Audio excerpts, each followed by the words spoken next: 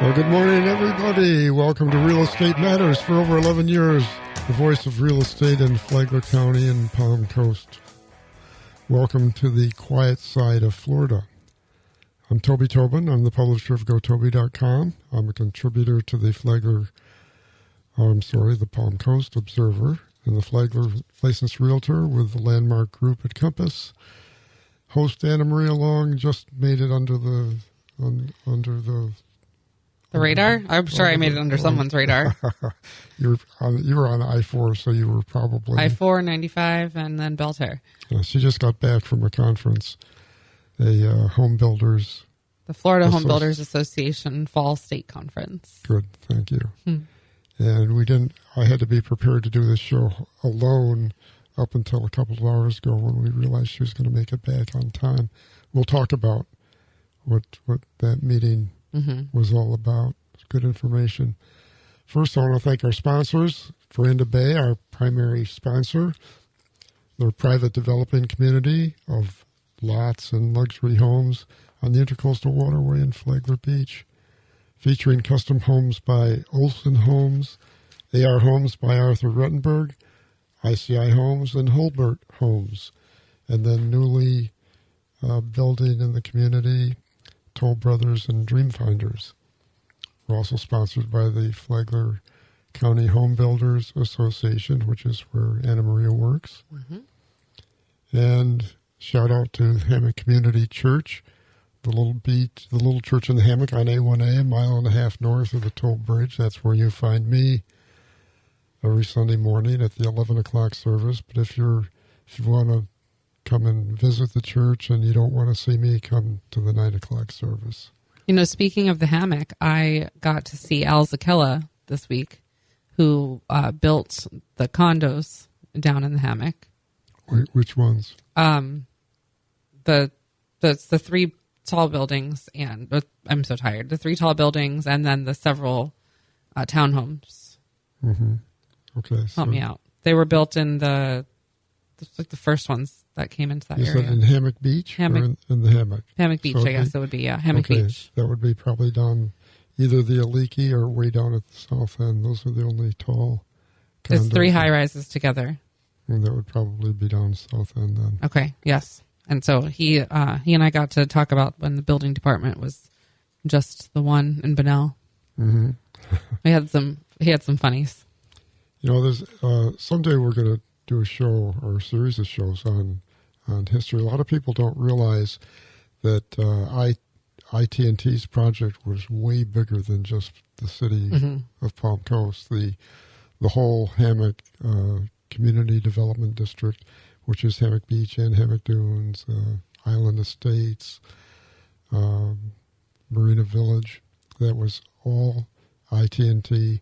So was Sea Colony, so was the Surf Club. Well, we'll bring Al Zakella in for that show. Pardon? We'll bring Al Zakella in for that show. He can fill in some blanks that he actually put in. Well, I find I have more blanks to fill in than I used to. So we're just kind of at the mid-month mark in October, so we'll just do a quick rundown. We're recording this on Friday. You're hearing it the next day, so we're a day late on these numbers for you all, but 113 single-family detached residential homes sold through the Flagler County MLS month to date, with a median price of $379,900, which is surprisingly high. Again, we're running at a rate higher than the same month a year ago when the median price was $359,500. Days on market this year, 85. And as we always do, we look at the upper and lower end of the market, the 250,000 and below. So far this month, 6 have been sold. Surprisingly, only 1 was cash. And that's surprising because usually it's the investors. It would, if there were 6, it would be 4 or 5 would be cash. Well, that means we probably have some people getting into their first home at a really good price, which is good news. But remember, I said the overall days on market 85 for those homes, 250 and under, days on market of 46. Getting snatched up. They're selling They're selling faster, although we've had months when it's been down at 6 and 8 and 10 days. Well, that's when they're cash and they don't need to go through any extra process. And then the $1 million plus homes, 6 have sold, 2 of them for cash, and that's down from a cash standpoint too. Mm-hmm. Days on market 52, but the point I want to bring out though is that days on market for both ends are below the overall days on market. So the market's healthier at the top and the bottom than it is in the middle. 1,289 homes listed, 311 are pending. The median price of the pending homes is $380,000, and that's surprisingly high as well. The index is 4.1. That's the ratio between listed and pending homes. The 30-year fixed mortgage rate's down this week. It's down to 6.27%. That's good news. It is. And most of the experts are predicting that it'll continue to go down slowly because the Fed is expected to lower their rates a couple more times this year.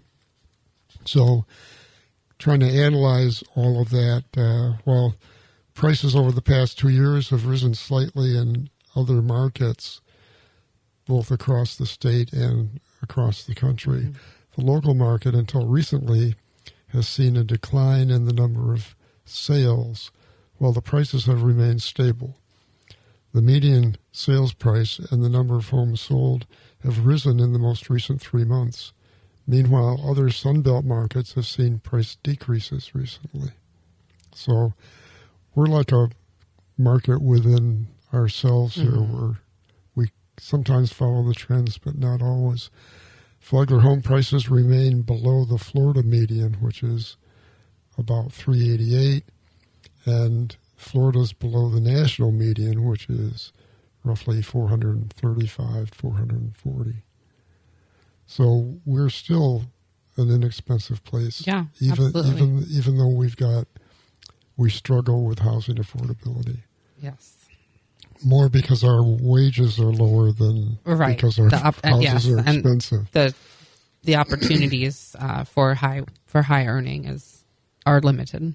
Okay, and as I mentioned, the percentage of cash sales at both the low and the high end has declined. At the low end, I think what that does is signals that there are fewer investment buyers at this time in the market, and that could be seasonal or not. Hard to know. At the high end, it likely means that buyers are less willing to trade their stock market equity and the liquidity that goes along with that for a less liquid real estate investment. Yeah. I think most people think the stock market's got room to go still. I've heard that. So local news, before we get to your meeting highlights, just go back to Marineland. We mentioned last week that the dolphin adventure at Marineland was subject to a bankruptcy auction, which occurred this last week. And there had been a stalking horse bid of roughly $3.5 million. Yes, it was $3.5 million. The ultimate winning bid came in at $7.1 million, so that's really double what the stalking horse bid was. And it's an unknown. Nobody can really find anything out about the company that's bid in this. The bankruptcy court will decide on October 27th whether to accept that bid, and it'll close at that price. But the name of this unknown buyer is Delightful Development, LLC. That sounds delightful. And since it has the word development in it, it's unlikely that they'll continue a dolphin adventure attraction there. Yeah. There are just very few properties along the east coast of Florida, or for the west coast too, that are available for development.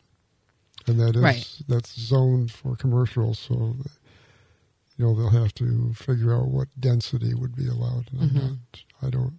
The land is just more valuable. Land development, but it's really valuable.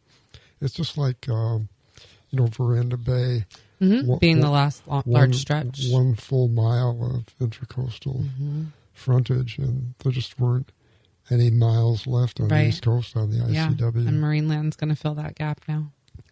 So the current Mexican-owned owner of the dolphin facility purchased the property from Georgia Aquarium in 2019 for $3,750,000. The property appraiser's website lists the true value at $4,376,000. That facility opened in 1938. It was the first of its type in the entire state of Florida. They filmed movies there, and it's great history. And just the Marineland background, Marineland only has 3 basic properties, and it's barely got 3 citizens. And 3 commissioners as well. 3, yeah. I think the current, last I heard, it's around 5 or 6. Oh. So, yeah, you're right. They reseated the mayor. The city commission represents a quorum of the residents, which is really funny. And I think there were 13 or 15 dolphin, but they don't vote.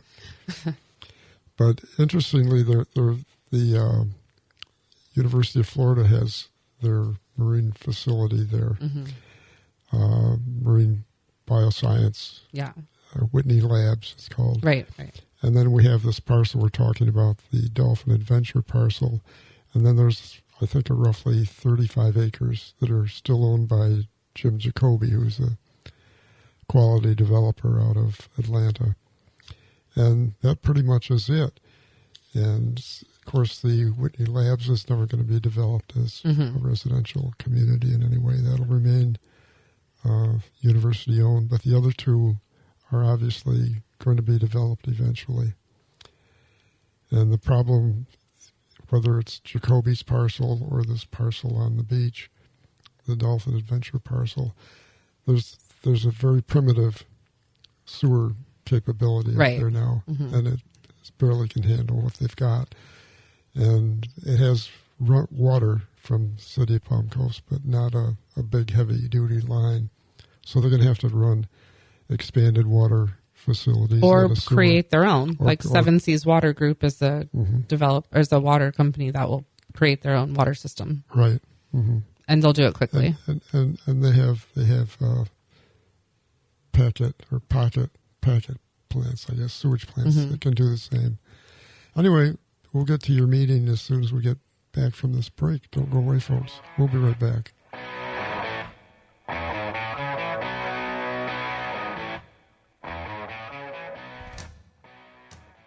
Hi, this is Ken Belshie at Veranda Bay, inviting you to see over 40 new, never-released home sites. Phase 1 sold out in record time, so don't miss your chance on Phase 2. All home sites have planned water access with resort-style amenities. These are big, estate-sized lots. Schedule your private showing now at verandabay.com. On the water, beyond belief, Veranda Bay.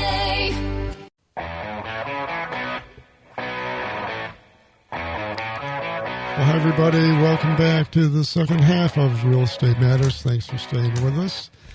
In the first half, we're update on the Marineland bankruptcy auction and local stats. And the second half here, I guess the B block, as they say on Fox News, we're going to talk about where you've been for the last couple of days. Yeah. So I have been in Orlando at the Florida Home Builders Association Fall Conference. And the conference is made up of several points of business, several of them being committee meetings, like the Executive Officers Council meeting, local presidents, membership, and probably one of the more important ones would be the Governmental Affairs meeting. And at that meeting, the membership voted to ratify our legislative priorities for the 2026 fall session. And this is the legislative priorities at the state level? State level. Okay. Yes. So when our locals, including our local in Flagler, when we travel to Tallahassee in early February, we will be talking on these points to our legislators. Now, there are several points here, and these are kind of determined based on what lawmakers are willing to work on bills for or are already working on bills for. And as we get through to early February, we'll see where those are at, and that kind of determines what we're talking about. Okay. So I can run through tier 1 pretty quickly, like the top priority ones. Why don't you do that? Just give us a quick overview. Yeah, it's the standardized building department forms and allowable permit categories to basically create some fluency between the different municipalities. Anyone who is a tradesperson or a builder that needs to pull permits knows that things vary significantly from one municipality to the next. So ensuring that there's a standard set of permit application forms and checklists that all local building departments must use for common project types would make obviously the permit pulling easier, but it would also ensure that the building departments are doing their jobs correctly. Permit timeline solutions. While we are very lucky and we thank our local building departments here in our municipalities in Flagler, across the state, there are municipalities that take way too long to turn a permit around. So permit timeline solutions remains a top priority for us. Private providers, allowing private providers more access and flexibility in the inspection process. And that refers to the option that exists per the Florida Building Code for inspections to occur from a private provider instead of the building department. And that can be an option for ease of scheduling. So oftentimes, that's usually the biggest reason. Well, government tends to staff at a certain level and stay at that level. Yeah, though they have to meet the budget. Because they work on an annual budget. Yeah. But actually, construction can vary a lot through the seasonality of right. Of and when weather is unfortunate, and private providers will tend to be more flexible with their schedules and come out before it rains, for example. Yeah, it also opens up the possibility, the ease of getting permits after a bad storm, for instance, because the municipalities with their fixed size staff can't handle the sudden surge. The permitting still has to get done through the municipality, but all the inspections can be done by a private provider. No permitting for flood panels. This would be a permit exemption to eliminate unnecessary red tape for minor non-structural mitigation measures. So this has to do with WOTUS and how essentially all waters are considered waters of the United States. And so when you have currently you have to have a permit for literally everything that flows through water. But there would be an exemption under this. There would be an exemption that eliminates the red tape for things that are not going to affect the water flow. Obviously, there's many layers to that. This is the very 30,000-foot overview. No permit for licensed state contractors on state emergency repairs and rebuilds, and that is reducing the wait for post-disaster permitting for smaller projects while still maintaining safety standards. So that's not to do a new home build or a roof or a rebuild. That's for the minor things that do require permits currently, and it would only be in a post-storm recovery. Like I need to have a couple shingles replaced. Or a tree removed. Yeah. So if you're a state licensed contractor, that would be eliminated. That makes sense. And again, these would all have so many additional layers to them. Building permits no longer contingent on septic permit issuance. It basically allow you to start building before you get your septic permit issuance. We do have some areas on septic here in Flagler. Other areas of the state that are more rural are almost completely on septic. And they have found huge delays just in getting the septic permit. They're obviously going to get it because everyone over there is on septic, but the wait for it is forever. Stormwater credits, so allowing developers to earn and trade compliance credits to reduce the financial burdens of new DEP standards. Very similar to the mitigation banking credits. Practicing construction fraudulently without a license. We're always on this one. So standardized disciplinary forms and further penalties for bad actors practicing construction fraudulently. We also heard from Melanie Griffin from the DBPR. That was yesterday morning. And she came in and was talking about some of the further actions DBPR has been taking and some really... The business, yes, the Department of Business and Professional Regulations. Right. Yeah. Which you can go to myfloridalicense.com to look up a contractor at any time. Make sure they are, in fact, state licensed. And I was talking about some wins there. So we're always looking to see how we can better support them and ensure that they're able to stop those bad actors from hurting anyone. Florida Water Star regulations, providing language that local government who implement water conservation programs must use Water Star. So that's just to create some continuity. Live Local 4.0, basically to add on to Live Local, include military housing and the affordable housing percentage requirement. Sadowski funding, also always on our agenda. And then we've got Tier 2 and Tier 3. Those are other things that are less likely to come up into bills this session, but they're on our radar. Yeah. So we won't get into those really. Well, one of the reasons that a state organization like this is important and work like what you're just talking about is important is that Florida has a single uniform building code. The best in the country. And the strictest in the country, with the exception of Southeast Florida, which has an even stricter code. But beyond, so you'd think that everything would be standardized. Everybody's building under the same building code. But in fact, there are so many things that are they fluctuate. Not just regional, but down municipal. At the municipal level, the land development code for the city of Palm Coast is not the same as the land development code for the unincorporated Flagler County or Flagler Beach or Beverly Beach or the town of Marineland with all the dolphin adventure stuff up there. And there are things that people don't realize are as important as they are. For instance, City of Palm Coast has a regulation that you have to have an extended roof over the front entrance. Yes. And that you have to have a pitched roof. Flat roofs are not allowed. And think about the consequences of that.